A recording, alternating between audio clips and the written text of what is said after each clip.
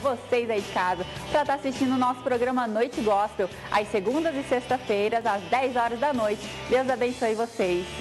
Programa Noite Gospel, oferecimento TK Truck. Acesse tktruck.com.br.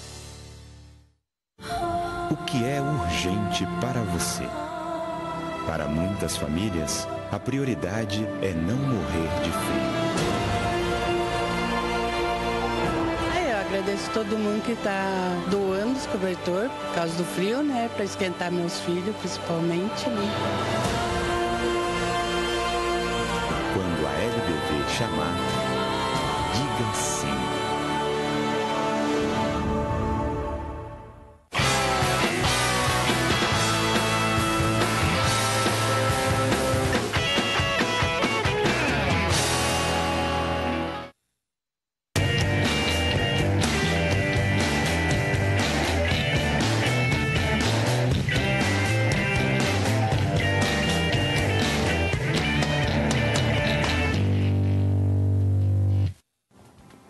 Olá, amigo da TV Transamérica, estamos com mais um programa Verdade e Expressão.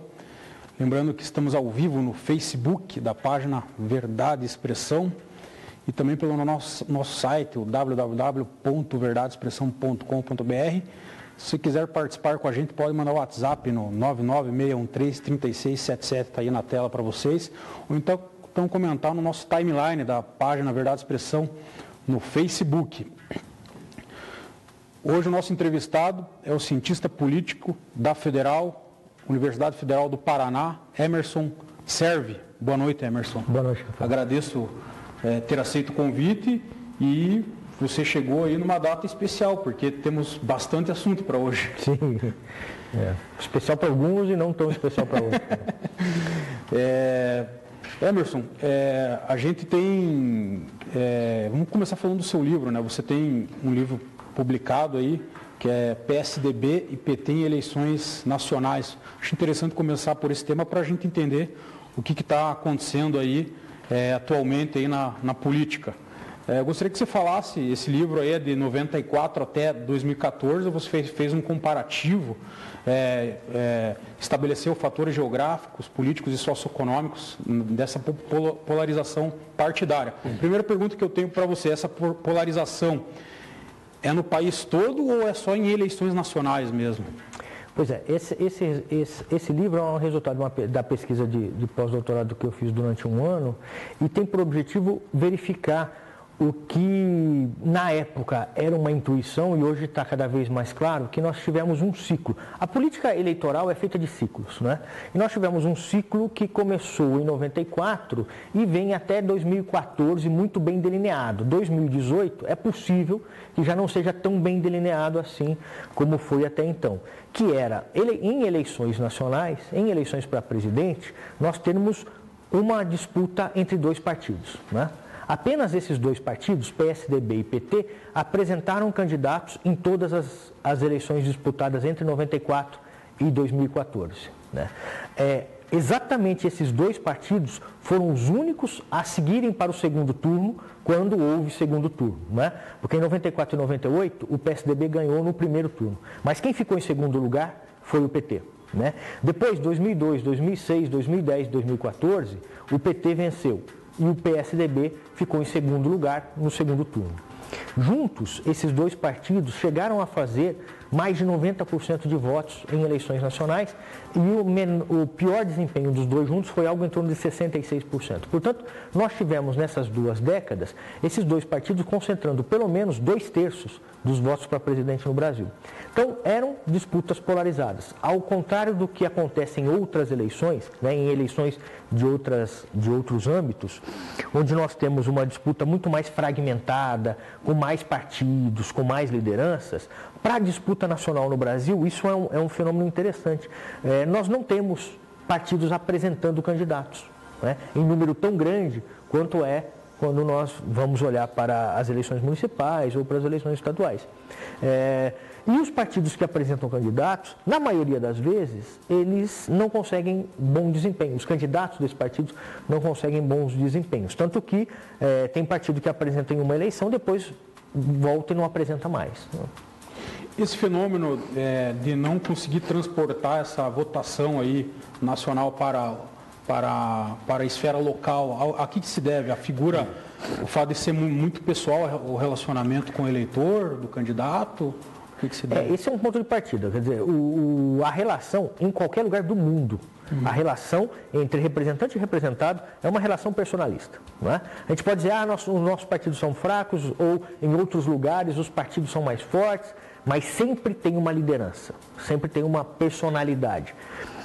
No caso do Brasil, como nós temos diferenças regionais muito demarcadas, nós temos também lideranças que são lideranças típicas da disputa regional, elas não são lideranças nacionais. Né? Então, para garantir uma espécie de controle da sua região, o que essa liderança faz? Ela controla um partido político. Um partido que não quer nem ir para a eleição nacional, mas ele precisa disputar regionalmente e ter o controle daquele partido. O que os partidos que vão para a eleição nacional faziam ou fizeram até aqui foi se aproximar desses partidos regionais para conseguir apoio. E em troca do apoio nacional, não abrir espaço ou não apresentar seus candidatos para as disputas regionais. Então há uma espécie de uma simbiose entre lideranças regionais e seus partidos, e os partidos que disputam as eleições nacionais. Por isso é que você não tem o mesmo desempenho do PT e do PSDB nesses 20 anos, né? Nas eleições estaduais, por exemplo, e muito menos nas eleições municipais. Em outras palavras, dá para falar que se, por exemplo, o PT e o PSDB não identifica naquele, por exemplo, candidato a prefeito no município o potencial de vitória na eleição, melhor ele fazer um acordo com um candidato que é potencialmente forte para vencer a eleição, para um acordo daqui 2 anos para tornar viável o apoio para a candidatura nacional, no caso. Exatamente, mas isso sempre acontece em partidos que são partidos próximos deles. Né? Então, na verdade, no Brasil, nesse período, nós tivemos 3 grandes partidos, PT e PSDB e o PMDB. Né? Que não apresentava, né? Apresentou candidato só em 94, não apresentava candidato a presidente, mas era sempre um partido fundamental para decidir a eleição em favor ou do PSDB ou do PT. Né? Bom, nós temos no Brasil mais de 30 partidos políticos. Né? Só que você tem esses 3 grandes e ao redor deles, né, circulam algo em torno de 10 partidos satélites. Né? Os partidos que estão próximos do PSDB tendem a não se aproximar do PT e vice-versa. Né? Então, quando o PSDB, o PT e o PMDB vão para as eleições locais, o que eles fazem? Eles buscam os seus candidatos. Se não tem, ele busca em um desses partidos satélites, desses partidos que estão próximos, que estavam próximos até então. Mas isso tudo vale para essas 2 décadas que estão aí no livro. A partir de 2016, e tudo indica que 2018, nós teremos o que se chama de eleições desalinhadoras. Né? Nós tínhamos um alinhamento eleitoral até aqui e as eleições devem desalinhar para realinhar depois em 2022 de novo. Nós já tivemos uma eleição desalinhadora em 2002, quando o PT conseguiu substituir o PSDB no governo federal. Tudo indica, quer dizer, se não houvesse a crise que nós estamos passando hoje, 2018 seria muito próximo de uma réplica de 2002, né? Que é o desgaste dos governos do PT ser muito alto e ele ser substituído pelo seu principal adversário.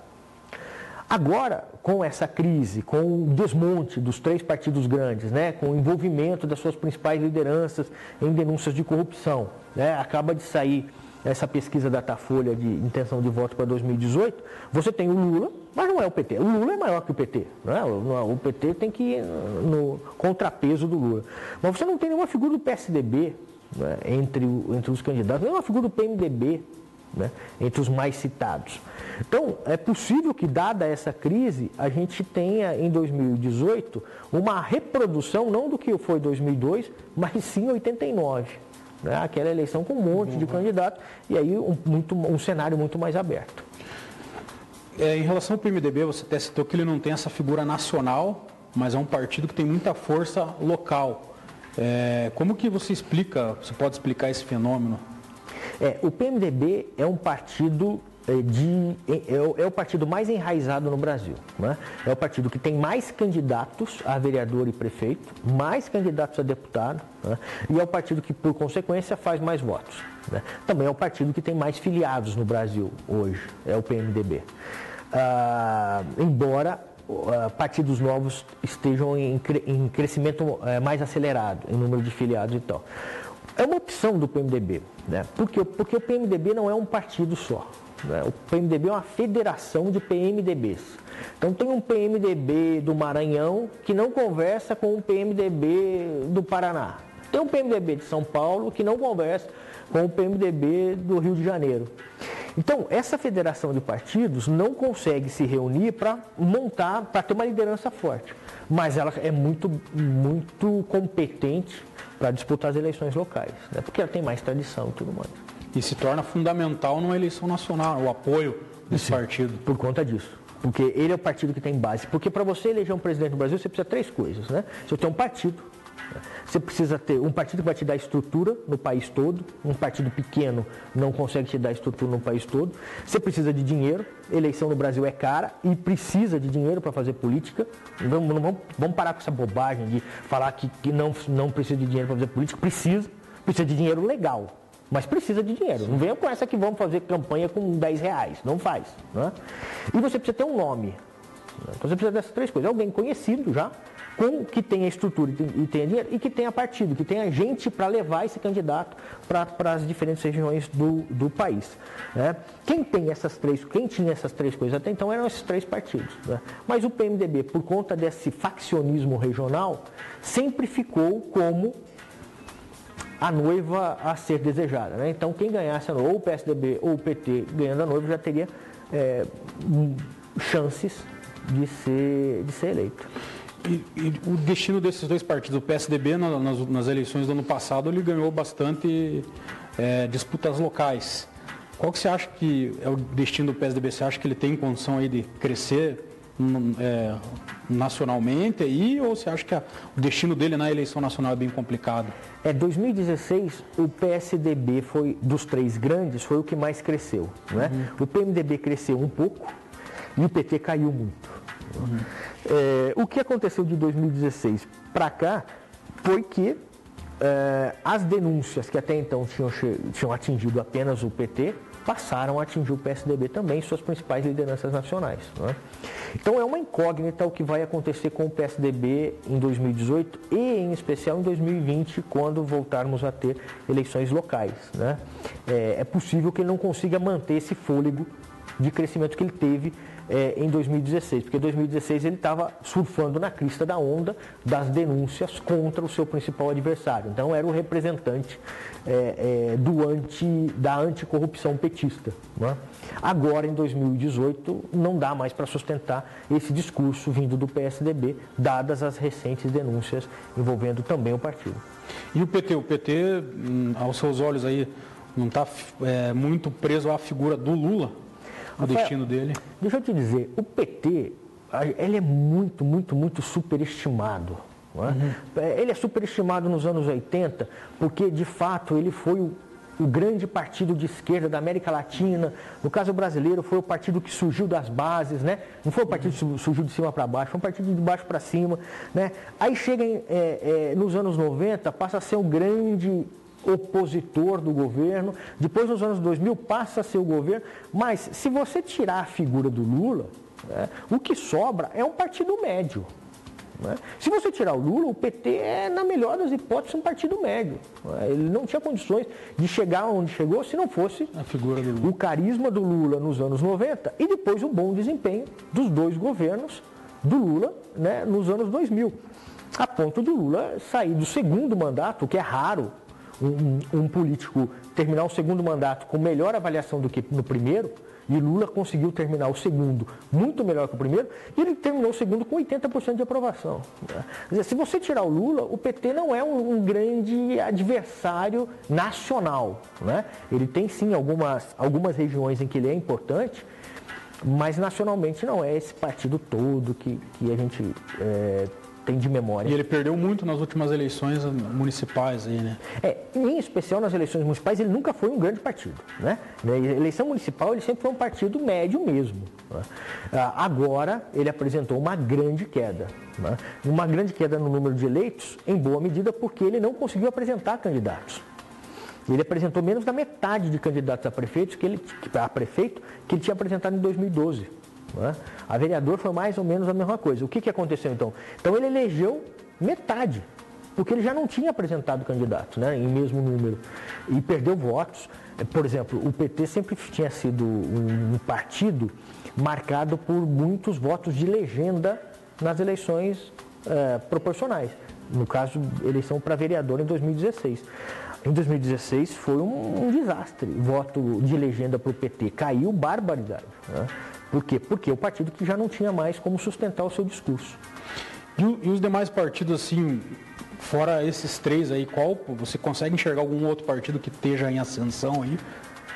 Não, eu não saberia te dizer nomes de partidos. O que existe hoje, nesse último período, né, até 2014, o que se percebe de 2010 a 2014 é um crescimento gradual do apoio, da base social, do apoio em votos, número de candidatos em partidos médios de centro-direita. Esses partidos não são tão novos assim, alguns nem são tão novos, outros são recém-criados, foram mudanças de nomes de legenda, basicamente, mas esses partidos de centro-direita têm crescido muito, tanto no parlamento, né, nas eleições parlamentares. Esses partidos já têm a maioria, né, de votos e de cadeiras, só não é a maior bancada porque são vários partidos. Né? Uhum. E agora eles começaram a entrar com força também nas eleições majoritárias. Então, 2018, 2020, há uma tendência de crescimento desses partidos. Quem é que vai sobrar? Qual partido vai passar pelo filtro, né, desse grande... se destacar. Digamos que existam 10 partidos aí. Uhum. Né? Quais 2 ou 3 que vão se destacar e que vão crescer mais do que os outros, não dá para antecipar. Mas esse é o caminho que deve ser traçado aí nas próximas eleições, são esses partidos de centro-direita.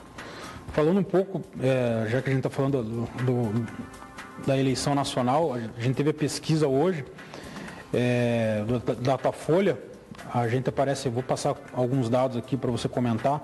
Lula 30%, ele praticamente se mantém com esse percentual 30%, 31% em todos os cenários, que tem aquela variação dos candidatos do PSDB. O Bolsonaro com 16%, a Marina com 15%, o Alckmin tem 8%, daí no cenário que entra o Bolsonaro tem 10%, mas não muda muito.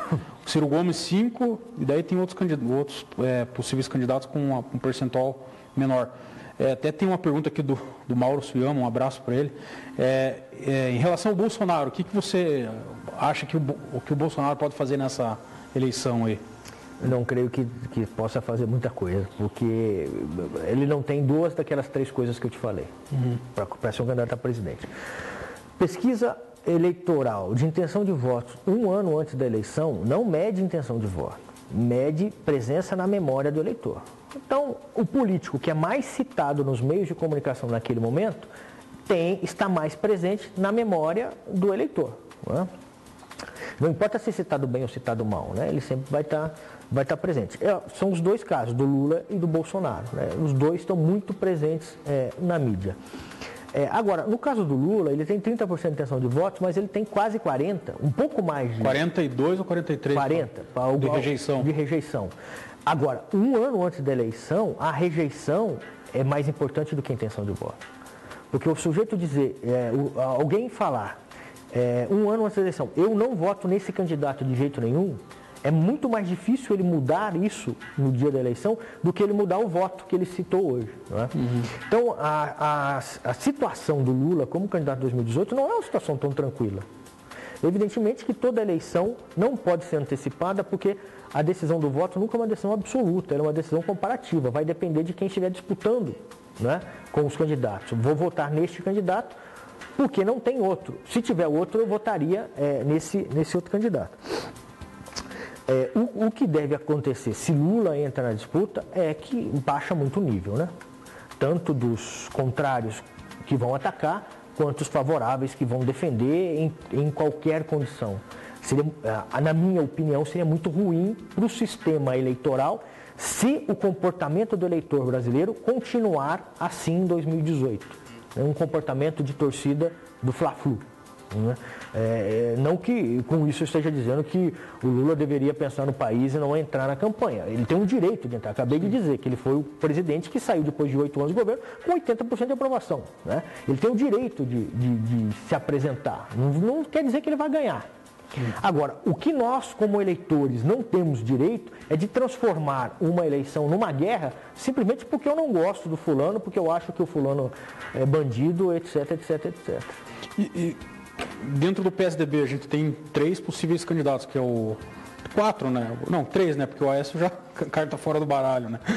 Alckmin, Serra, que também é difícil o nome de Serra, e o João Dória. Dentro do PSDB, qual que você vê a saída aí para... Pois é, olha, então eu deixei de falar do Bolsonaro, que para mim é muito próximo do Dória. Então, para mim o Bolsonaro dificilmente é candidato a presidente, por um motivo muito simples, porque ele não pode perder mandato. Porque se ele ficar sem mandato, ele perde o foro privilegiado. E ele tem dezenas de processos sendo respondidos, né? Então, me parece que a estratégia do Bolsonaro é uma estratégia para eleição majoritária, mas para senador pelo Rio de Janeiro. Que já seria uma grande coisa um perfil do Bolsonaro, conseguir ser eleito em uma Eu acompanhei numa entrevista dele, ele começou a analisar candidato por candidato, quando falou o nome do João Dória, ele elogiou o nome do João Dória. O que é o João Dória? O João Dória é esse antipolítico. É esse candidato que aparece no momento em que os partidos e os políticos tradicionais estão em crise. Agora, o antipolítico, ele é muito bom na hora da campanha, na hora do discurso, porque todo o contexto está a favor dele. Não é? Então, ele só ataca, ele não tem que se defender, porque não tem como atacá-lo. Agora, até 2018, ele vai ter 2 anos de mandato. E aí ele vira de pedra, ele vira vidraça. E já nesses primeiros 6 meses ele deu umas derrapadas, tem uns problemas na gestão. Eu não sei como ele vai chegar no ano que vem, né? Como vai estar a aprovação. Então talvez não seja nem um nome. É aquilo que a gente estava falando um pouco antes. PT e PSDB dificilmente teriam nomes se você tirar a figura do Lula. Porque a figura do Lula não é uma figura, não é o nome do PT, é o Lula. Ele mesmo. Né? Agora, o PSDB também foi muito atingido por esse processo que vem desde 2014 e agora, principalmente, depois das mais recentes denúncias. Então, você não acha que o PSDB errou quando resolveu ficar na base do governo? Agora? Sob um aspecto sim, outro aspecto não. Se você me perguntar, o PSDB errou político e eleitoralmente, eu te diria, provavelmente sim. Aliás, vamos até antecipar um pouco. Você não acha que ele errou em ter dado um gás nesse impeachment da Dilma aí? Claro. Não só ele, né? Todos os partidos, porque parece que os políticos não conhecem nada da Revolução Francesa, né? A Revolução Francesa mostra, quando a guilhotina começa a descer, ela não para mais. Ela não vai descer só na cabeça do outro, vai chegar no seu pescoço também. E eles não entenderam, chegou. Não é? Mas político e eleitoralmente não se justifica essa ação. Porque 2018 estava claro. Se Dilma chega até 2018, seria um desastre para o PT. O Lula não teria nem condições. Mas nada. Né? Ele não teria argumento. Né? Seria o mandato mais desastroso. Né? Então, por que os caras optaram por fazer isso? Por que essa elite política que está há décadas vendo o cenário decidiu fazer isso? A meu ver, não é a política que explica, mas é a polícia. É uma tentativa de fugir da cadeia. Porque perceberam que as denúncias estavam chegando até eles e que eles precisavam fazer alguma coisa, podiam até perder a eleição 18, só não podia ser preso em 16 ou 17. Né? Então foi para tumultuar. Né? Tanto que quem fez isso, um dos grandes artífices, o Eduardo Cunha, que acabou sendo preso. Né? Mas boa parte dos demais que hoje estão arrolados em todas as denúncias, continuam no governo, estão no governo, né? Estão no governo que sucedeu o Dilma. Né? Então, para mim, o que explica é muito menos a política, eu tenho mais dificuldade para entender, porque não é política, e o que explica é tentativa de fugir da polícia. Agora, a gente tem até a pergunta que chegou aqui do Wilson Zen, que a gente está numa crise de representatividade. O que você acha que pode acontecer? Para onde nós temos que caminhar para tentar acertar esse problema de crise de representatividade, meu pai? Porque o Bolsonaro nada mais representa a falta de representatividade. Sim, né? Com certeza. Concordo com o Wilson nesse cenário, né? nessa percepção, que o que nós estamos vivendo, a meu ver, é uma transição geracional de uma elite política e com uma atual elite política muito fraca. Por isso é que eu discordo quando se fala da necessidade de fazermos reformas no sistema partidário, no sistema eleitoral. Né? A meu ver, o problema não está no sistema, não está nas instituições. A meu ver, o problema está nos operadores do sistema, está nos políticos. Porque esse sistema, tal como ele funcionou muito bem durante 8 anos de FHC e 8 anos de Lula. Né? Aí o que aconteceu depois? O sistema é o mesmo, mas ele entrou em colapso. Não, nós temos uma nova geração de políticos que é muito inconsequente e muito faccionista. Né? Você não vê nos últimos anos os políticos de partidos opostos sentados à mesma mesa para discutir e tentar chegar num denominador comum onde nenhum deles ganhe tudo e nenhum deles também fique sem nada. O que nós temos hoje é políticos do mesmo lado sentados em uma mesa e do outro lado sentados à outra mesa. E não conversam entre si. E no centro não tem mais ninguém para intermediar. Aí o que acontece? Figuras secundárias, como o Bolsonaro, que a vida inteira foi uma figura secundária, dentro do parlamento, por exemplo, acaba ganhando projeção. Por quê? Porque ele é a figura da radicalização. Né? Quando você separa os políticos param de conversar, a política é a arte da conversa. Quando eles param de fazer isso, o que sobra? Sobra o radical. Então, o que está nos faltando hoje é qualidade da representação política, não necessariamente problemas no nosso sistema, nas nossas regras ou nas nossas instituições. O Sérgio Leite, ele fez uma pergunta aqui, ele quer saber, na sua opinião, o sistema político eleitoral brasileiro, os partidos corrompidos, notadamente expostos na mídia, serão capazes de reverter a sua situação perante o eleitorado brasileiro nas eleições de 2018 e 2020? Você já falou que não, né? Bem complicada a situação aí. Sérgio? Sérgio Leite, geógrafo Sérgio Leite. Então, Sérgio, não, né? Só que nós temos um impasse aqui, nós temos um problema. Não se faz democracia sem partido político. Não há democracia sem partido político. Então, enfraquecer os partidos políticos não é uma saída viável para a nossa democracia. Né? Estou partindo do pressuposto que todos nós defendemos como ponto de partida a manutenção da democracia. Os nossos partidos são partidos corrompidos? São. Aí percebemos agora que todos eles fazem parte do mesmo jogo, todos eles estão aí organizados da mesma maneira, em busca de mais recursos nem sempre lícitos. O que falta, a meu ver, primeiro, uma certeza de que nós devemos fortalecer os partidos e não acabar com eles. Nós precisamos fortalecer os partidos. Não estou dizendo fortalecer os que estão aí. Podem surgir novos partidos. Porque partido não é uma instituição estável. Partido nasce, cresce, amadurece e envelhece. E vai ser substituído. O nosso problema, aí sim é um problema institucional, é que nós não temos uma regra no Brasil para um partido morrer. Você tem uma regra para o partido entrar, para o partido nascer. Uma vez ele tendo recebido ali o registro definitivo, acabou, ninguém mais acaba com aquele partido. A não ser o próprio presidente do partido, se um dia ele quiser, olha, eu quero acabar, não quero mais. Mas se ele não disser isso, ele vai continuar recebendo lá a sua parcela do fundo partidário. Esse é o nosso problema, porque nós temos dos 30 partidos, uma boa parte deles já foi para a UTI. Só que não morre porque não tem uma regra que diga, olha, não teve candidatos, não teve votos, não teve durante 3 eleições, você desaparece. Não, mas isso não tem. Se tivesse, nós perceberíamos com mais clareza esse processo de renovação partidária que está acontecendo. Né? Como eu disse, nós temos novos partidos crescendo em base eleitoral. Então, a saída viável, que me parece, Sérgio, é mais fiscalização nos partidos. Né? Nós, como eleitores, nós somos muito eleitores e não somos cidadãos. Né? Nós só olhamos para os partidos durante as campanhas.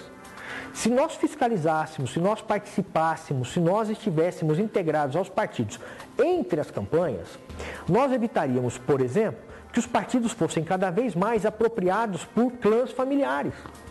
A gente que está assistindo aí o horário partidário desse ano, né, 2017, que é o ano ímpar, que não é horário eleitoral, é horário partidário, a gente vê que cada vez mais tem partido que aparece o pai, a mãe, a filha, né, o marido, a esposa e tal.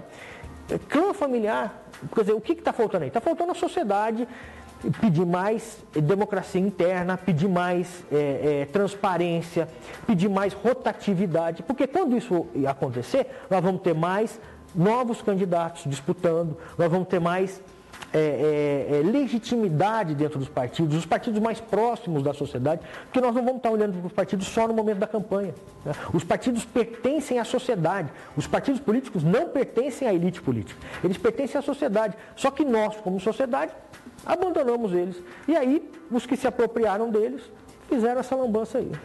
Nós já vamos pedir para a produção até colocar, depois das notícias, o livro, a foto do livro do professor Emerson, PSDB e PT em eleições nacionais. E nós também já vamos falar também sobre o Paraná, projeção para o ano que vem, e também sobre Curitiba, que ocorreu hoje. Mas antes vamos para as notícias da semana, destacando para Campo Magro, que temos aí um ex-prefeito aí que conseguiu reverter uma situação no Tribunal de Contas. Por favor, Isis Bardos Lourenço. Boa noite. Então, como o Guazelli já falou, vamos começar com Campo Magro. Ao julgar o recurso de revista, o Pleno Tribunal de Contas do Estado do Paraná anulou a decisão que havia determinado a devolução de R$12.200.000 pelo prefeito de Campo Magro, José Antônio Pazzi, da gestão de 2009 a 2012, ao cofre do município. Os apontamentos relatados da inspeção feita da Diretoria Jurídica de JUR, do TSE-PR, em 2011 foram julgados irregulares. Com a nova decisão, o processo retorna à fase de instrução e as supostas impropriedades serão avaliadas novamente. Então, agora vamos para Tamandaré. Almirante Tamandaré. Partindo de uma necessidade para o meio ambiente, a comunidade ganhará em breve o acesso facilitado para o recolhimento de material reciclável. Trata-se do projeto ProRecicla, a ONG tamandareense Integrares Sociales, fundada em 2011. Segundo a ONG, o projeto visa a conscientização correta da separação e descarte de lixo doméstico, problema tradicional nas grandes cidades. Algumas questões foram cuidadosamente abordadas na escolha do tema do projeto, sendo que uma delas foi de incluir inovação digital no dia a dia de famílias carentes de baixo poder aquisitivo e pouco conhecimento sobre tecnologias. O conteúdo básico do projeto trabalhará com aplicativos para celular, grupo teatral, mascote e campanhas impressas. De acordo com a ONG, ainda não há data para o lançamento. Agora vamos falar sobre Colombo e sobre Curitiba. Os usuários do terminal Roça Grande, em Colombo, terão integração com o terminal Santa Cândida da capital. Para efetivar a integração, a coordenação da região metropolitana de Curitiba, COMEC, está implantando uma nova linha de ônibus, a C31 Roça Grande Santa Cândida. O público poderá embarcar no terminal Roça Grande e desembarcar dentro do terminal de Santa Cândida, em Curitiba, e se conectar com as demais linhas de ônibus sem pagar uma nova passagem. Cerca de 3.000 usuários devem ser beneficiados com a mudança.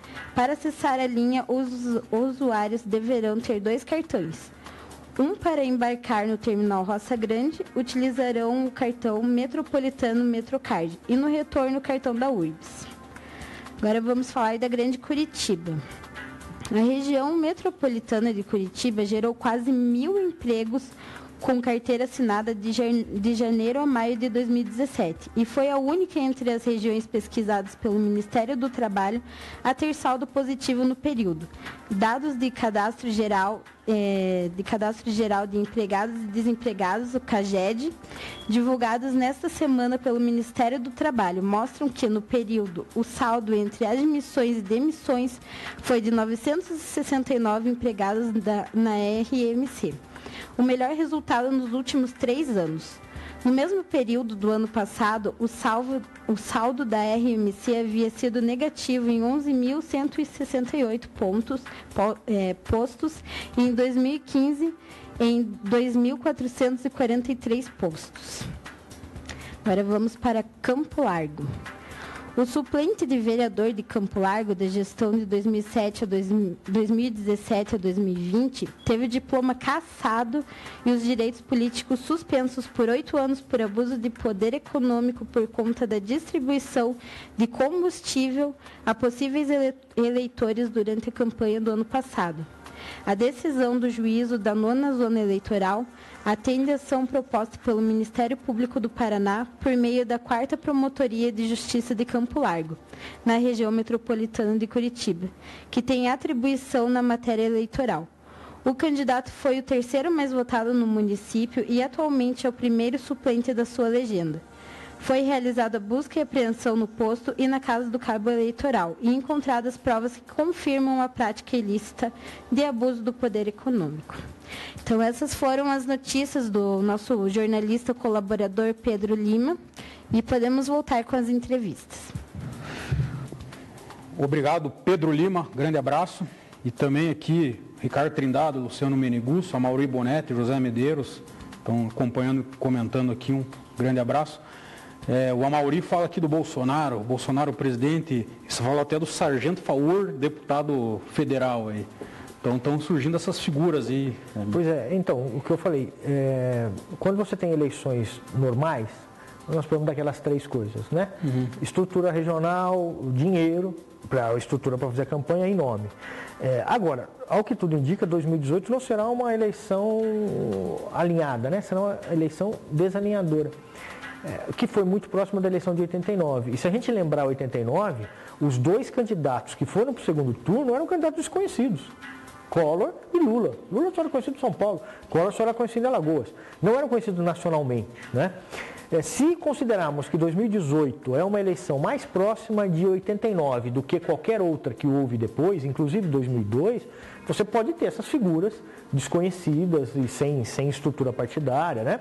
Em 89, o partido com o maior número de prefeituras era o PMDB e Ulisses Guimarães, candidato a presidente, grande líder político nacional, fez 5% de votos, né? Então, a eleição de 2018 é uma eleição muito aberta. Agora, tudo vai depender de quem vai se apresentar candidato. Por enquanto, a gente não tem candidato. A gente tem gente só fazendo nome, né? Fazendo nome, fazendo mídia, fazendo esse tipo de coisa. Quando aparecerem os candidatos, a gente já pode ter uma noção um pouco mais clara. Tem uma pergunta aqui, Ricardo Trindade, ele pergunta o que você acha do federalismo? Seria viável uma conversão para esse sistema? O Brasil já é uma república federalista, né?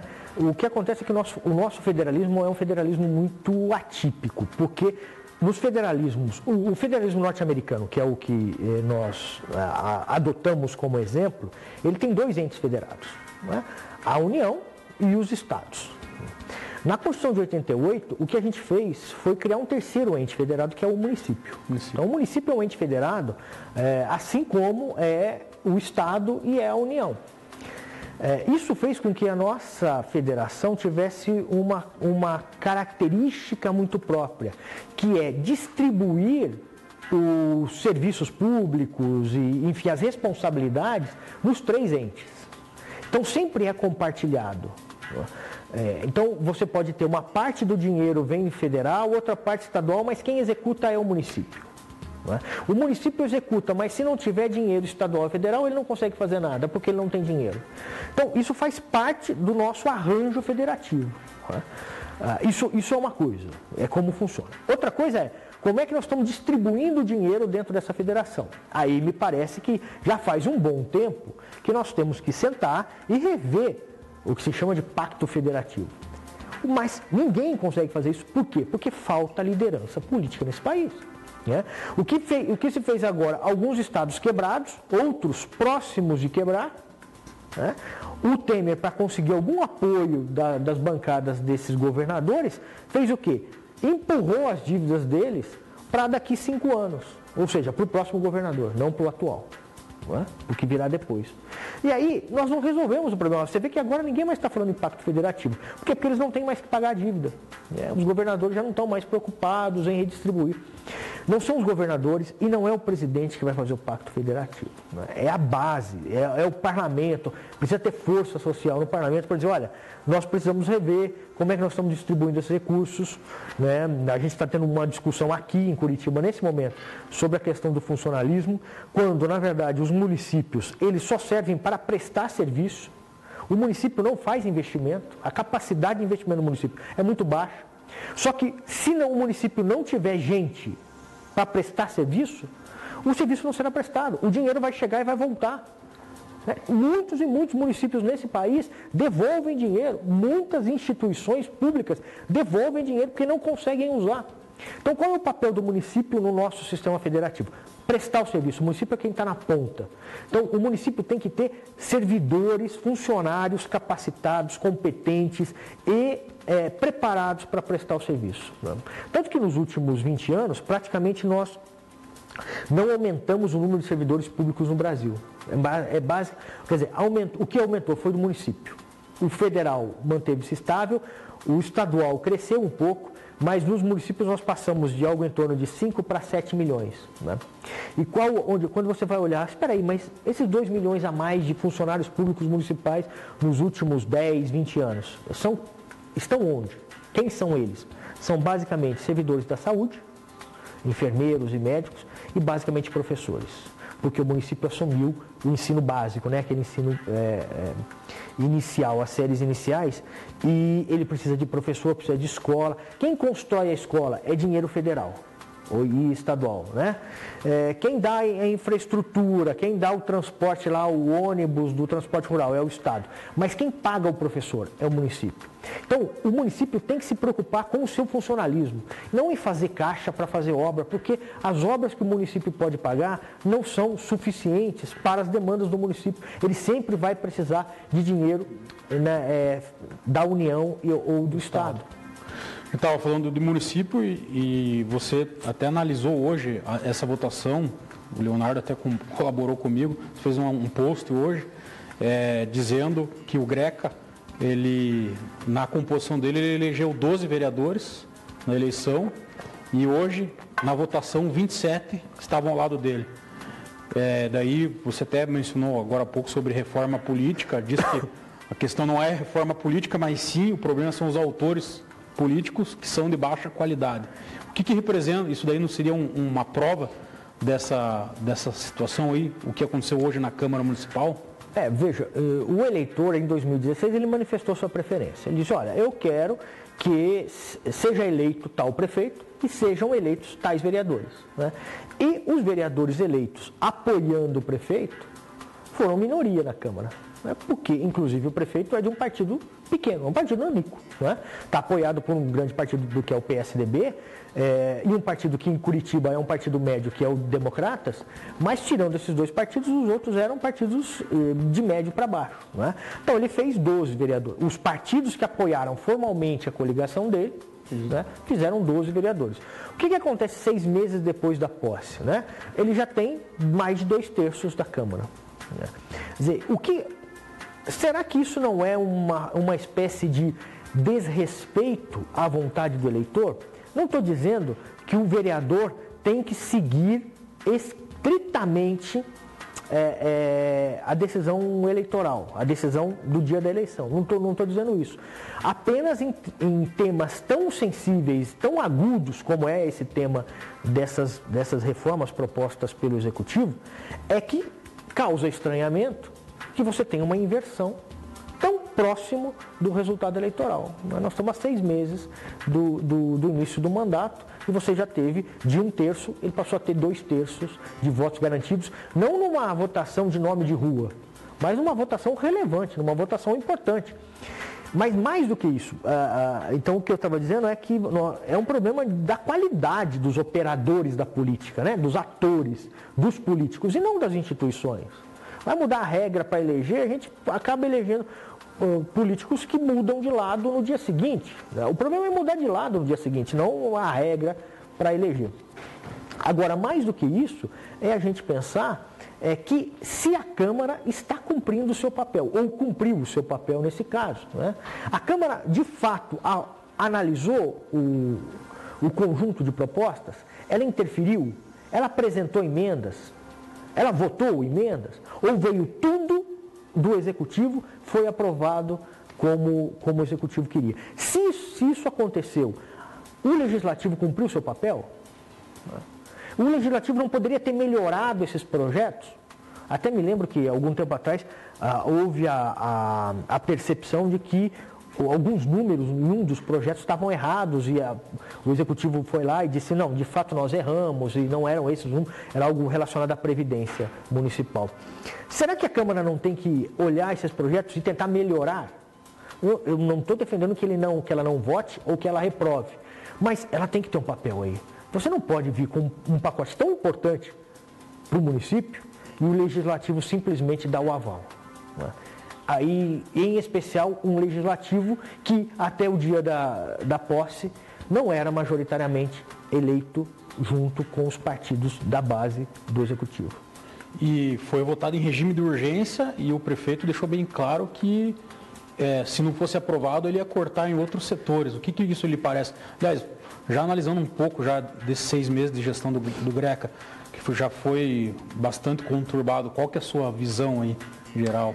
Pois é, o contexto não é favorável para o governo, para nenhum governo municipal, né? Nós estamos num contexto de crise econômica que reduz a receita, né? Nós temos uma crise fiscal. A crise econômica gera uma crise fiscal, portanto tem redução de receitas e tem despesas que não dá para cortar. Então o prefeito tem que ter um jogo de cintura muito grande aí. No caso específico de Curitiba, nós temos o fato de que, aliado à crise econômica e fiscal, tem uma crise política. Né? Então o Rafael Greca foi candidato em 2012 e ele fez 11%, 12% de votos. Depois foi em 2016, chegou a 40% de votos, 30 e tantos por cento de votos no primeiro turno. Ora, o que mudou de 2012 para 2016? Foi que os políticos que estavam no cenário de 2012 a 2016 caíram em descrédito. Então, o Greca não era a primeira opção, o Greca é a opção frente à ausência dos que estão dos mais atuantes naquele momento. Então, isso faz com que ele entre na prefeitura já com uma base social muito volátil. Né? Ele teve, a eleição do Greca foi a eleição que nós tivemos maior percentual de votos brancos, votos nulos e abstenção. Não é? Então, e chegando já no início com tantos problemas, com tantas crises, gera esse questionamento. Tanto que me parece que ele está muito sozinho. Né? O Greca que começou o governo muito próximo do governo federal, do governo estadual, desculpa. Agora, nessa crise, ele está sozinho. Não aparece ninguém para falar bem dele, né? Não aparece ninguém para apoiar as propostas dele. Ele está sozinho defendendo as propostas dele. E com o agravante da personalidade, que é uma personalidade muito forte, e aí não consegue conversar, e aí impõe, tenta impor e tal. Conta com a cabeça baixa do legislativo, né? E acaba resolvendo um problema que parece ser um problema monetário, né, fiscal, mas vai criar um outro problema que é um problema político, de sustentação política. Né? Parece que quem força de fato a mão nesses projetos, nesses 4 projetos, tem sido o pessoal da Secretaria de Finanças. Não é? E o pessoal da Secretaria de Finanças não é necessariamente o grupo mais próximo do GRECA, do governo GRECA. Então, precisa ter o dinheiro que a Secretaria de Finanças diz que tem e que pode recolher aí após essas mudanças desses 4 projetos e, com isso, equilibrar minimamente as contas. Então, me parece que a questão é mais resolver contabilmente do que pensar em termos políticos. E não lhe parece que em eleições municipais em geral, vários municípios, inclusive o Greca, teve uma promessa muito grande e agora, aos prefeitos assumirem, eles estão vendo que é totalmente o contrário do que eles tinham colocado lá no plano de governo deles. E tem também aquela figura que nós falamos que já teve nessa eleição, não sou político, sou empresário e tal. Gostaria que você comentasse um pouco. Pois é, essa figura do antipolítico, ela é comum, né? Não é novidade, né? Ela é comum quando os políticos tradicionais estão desgastados. Né? Então, os partidos políticos estão desgastados, os políticos estão desgastados. Nós não tivemos uma renovação de fato, né? Porque uma coisa é você dizer assim, não, olha só, temos jovens na política. Mas se for jovem, filho, neto, sobrinho, parente de político, não é renovação de fato. Né? É só a mudança da identidade, do ano de nascimento na identidade, o sobrenome é o mesmo. Né? Então, nós passamos por um período em que houve uma espécie de uma concentração de atores políticos ali, e isso reduziu muito a qualidade da nossa elite política. Isso abre espaço para aquele que vem dizer, eu sou empresário, não sou político. Mentira! Qualquer pessoa que entre numa campanha eleitoral é político, está dentro de um partido político. O Dória é um exemplo.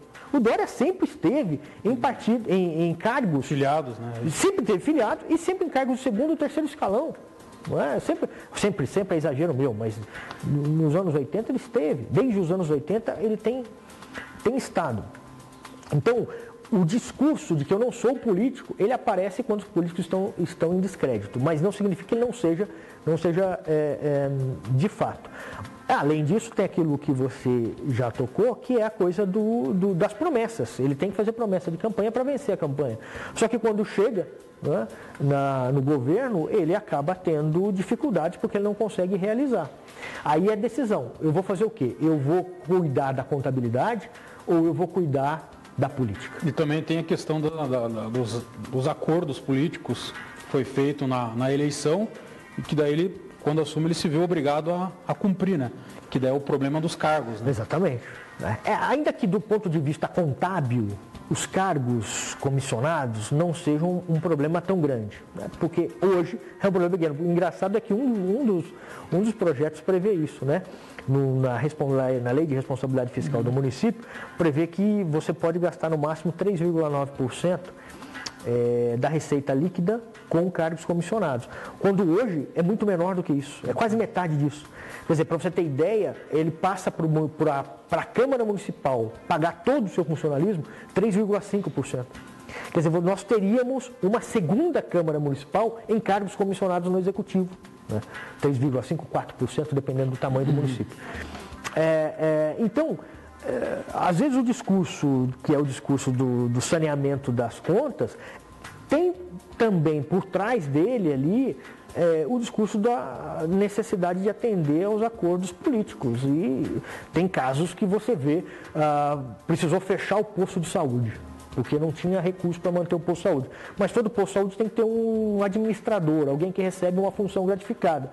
Fecha o posto de saúde, mas não acaba com a função gratificada. Pega aquela função gratificada e põe em outro posto de saúde. Aí tem posto de saúde com 2 administradores. Por quê? Porque aquela função gratificada é acordo de política, de base política e acordo partidário. A gente deve esperar dos políticos uma autocrítica? Não. Ou a sociedade vai lá e começa a fiscalizar, e hoje é fácil, tem o portal da transparência, tem que prestar as informações. Quem tem FG? Onde estão os ocupantes desses cargos? O que eles estão fazendo? E aí começar a cobrar mais efetivamente dos nossos gestores, né? Tanto no município, no estado, até em nível federal. Chegou até pergunta sobre o âmbito estadual, as eleições do ano que vem.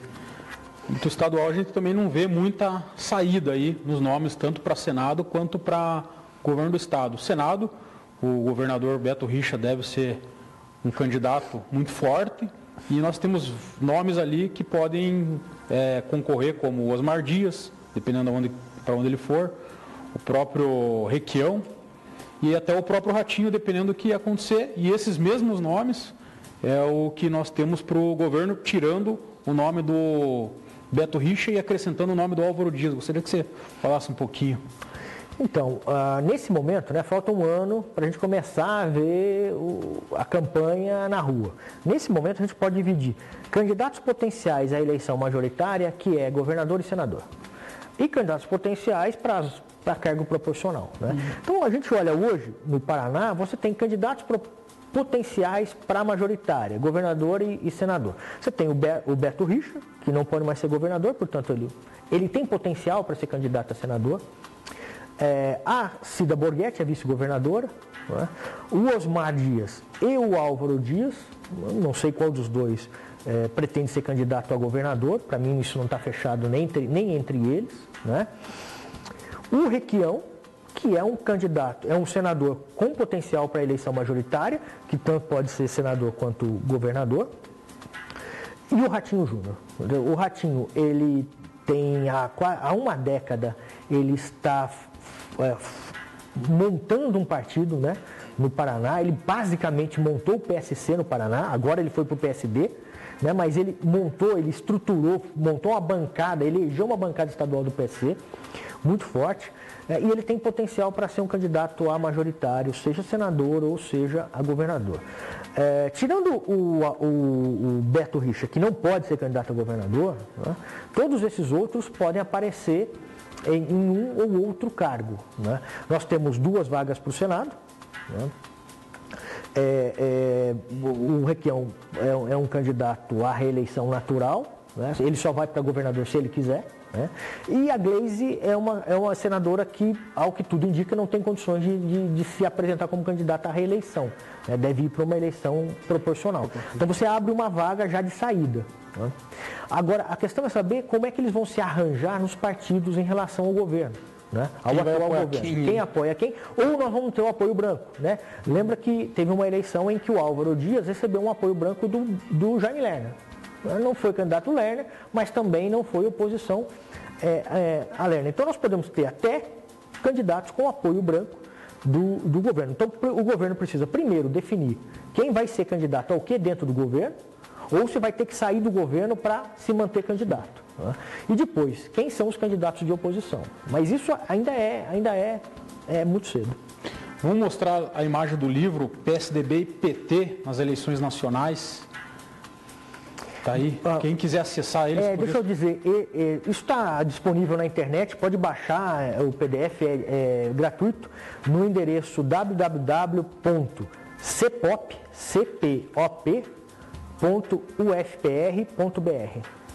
Está aí para você que quiser saber um pouco mais aí sobre as eleições de 94 a 2014.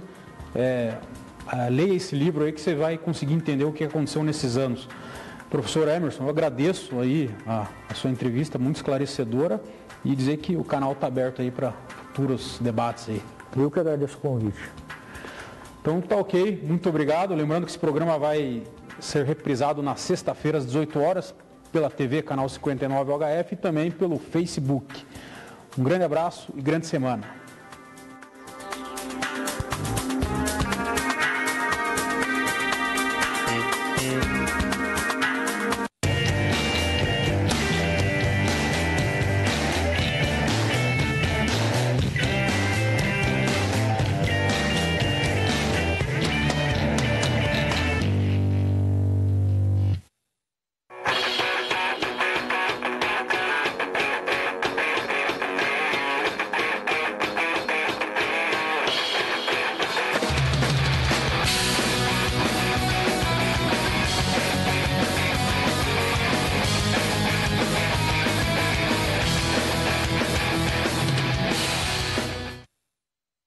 Agradeço todo mundo que está doando os cobertor por causa do frio, né? Para esquentar meus filhos, principalmente, né? Quando a LBV chamar, diga sim.